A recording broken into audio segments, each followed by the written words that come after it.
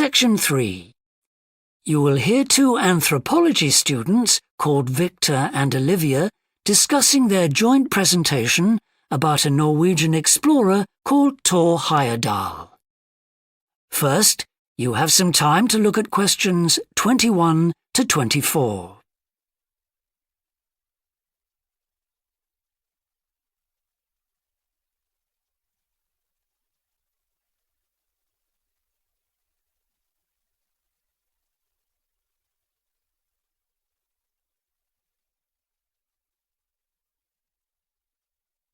Now listen carefully and answer questions 21 to 24. Right, well, for our presentation, shall I start with the early life of Thor Heyerdahl? Sure. Why don't you begin with describing the type of boy he was, especially his passion for collecting things? That's right. He had his own little museum. And I think it's unusual for children to develop their own values and not join in their parents' hobbies. I'm thinking of how Heyerdahl wouldn't go hunting with his dad, for example. Yeah, he preferred to learn about nature by listening to his mother read to him. And quite early on, he knew he wanted to become an explorer when he grew up. That came from his camping trips he went on in Norway, I think. No, it was climbing that he spent his time on as a young man. Oh, right. After university, he married a classmate, and together they decided to experience living on a small island to find out how harsh weather conditions shaped people's lifestyles. As part of their preparation, before they left home, they learnt basic survival skills, like building a shelter. I guess they needed that knowledge in order to live wild in a remote location with few inhabitants, cut off by the sea, which is what they were aiming to do.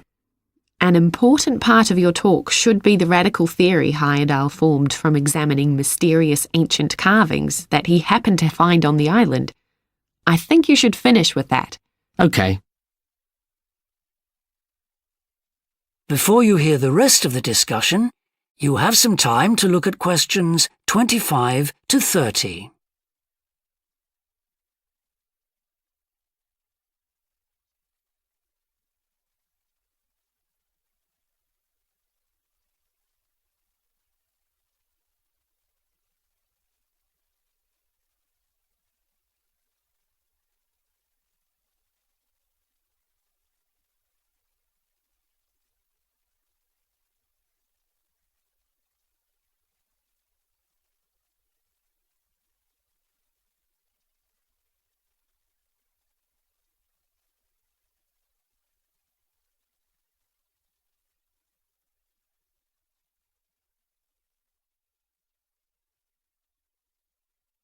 Now listen and answer questions 25 to 30.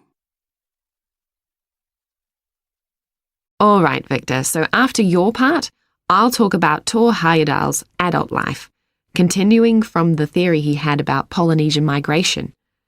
Up until that time, of course, academics had believed that humans first migrated to the islands in Polynesia from Asia in the west. Yes, they thought that travel from the east was impossible because of the huge empty stretch of ocean that lies between the islands and the nearest inhabited land.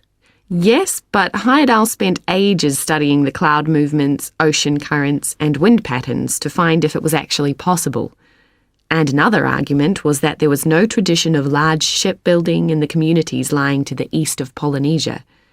But Heyerdahl knew they made lots of coastal voyages in locally built canoes. Yes, or sailing on rafts, as was shown by the long voyage that Heyerdahl did next. It was an incredibly risky journey to undertake. Sometimes I wonder if he did that trip for private reasons, you know, to show others that he could have spectacular adventures. What do you think, Olivia?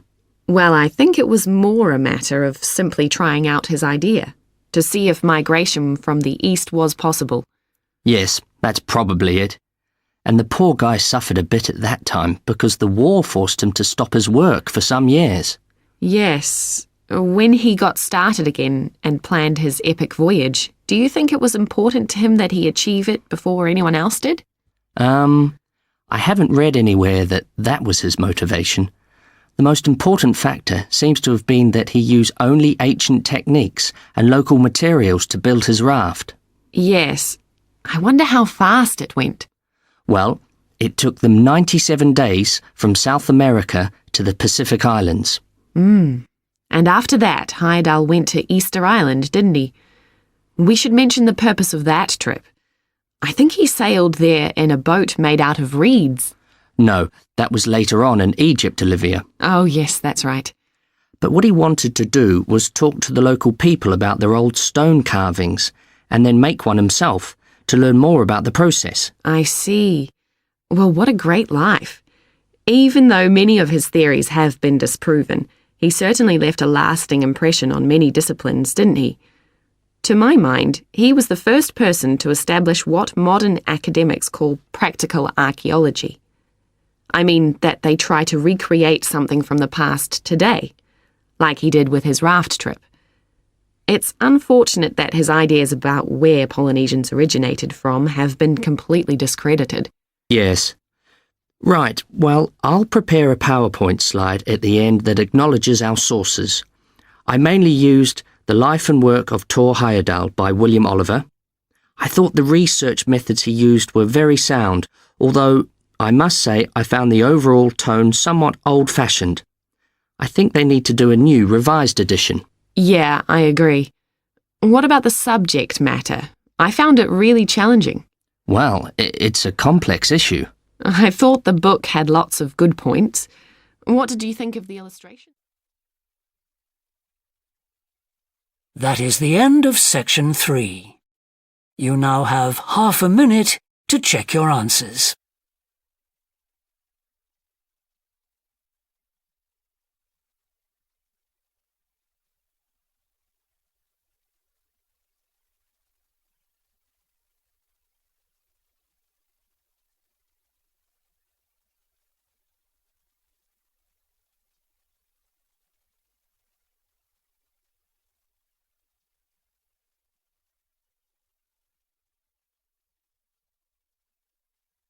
Now turn to section 4.